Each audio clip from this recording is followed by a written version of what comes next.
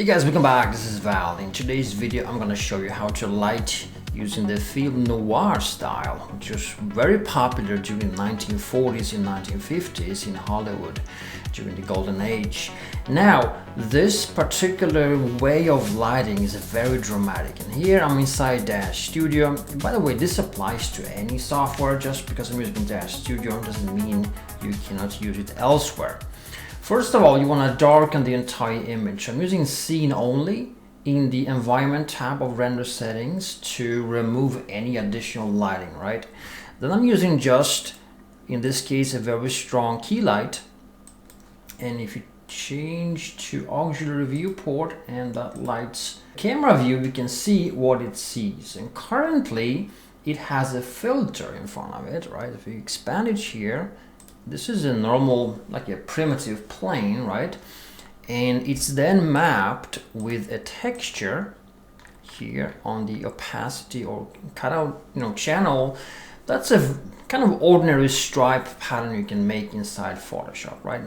White is opaque or solid, and black is transparent. And that small pattern you can see here, that what translates into the light. So this mimics the kind of typical blind shadow effect coming through windows, right? This cool thing you often see in those film noir movies.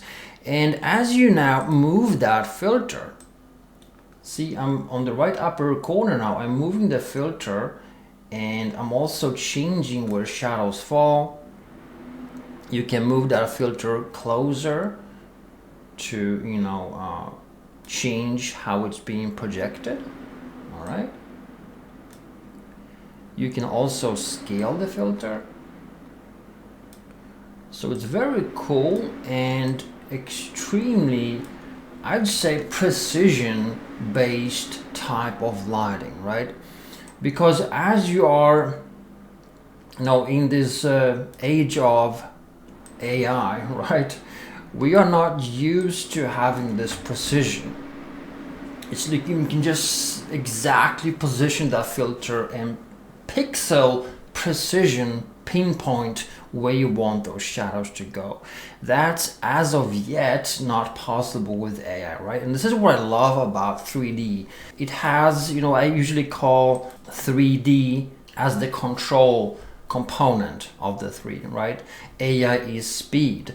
Then you have Photoshop for precision adjustments. Now, let me show you another thing here, because this model is very, very high res, and you can go really close and angle up the camera a little bit.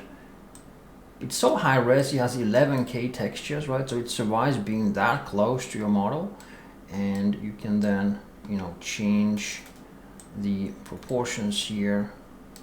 It's not a real 3D model, it's more like an extruded photo, right? But it's super, super high res. And then you can also play with depth of field. So once you turn that on, you can here go to perspective view, locate that over here, right?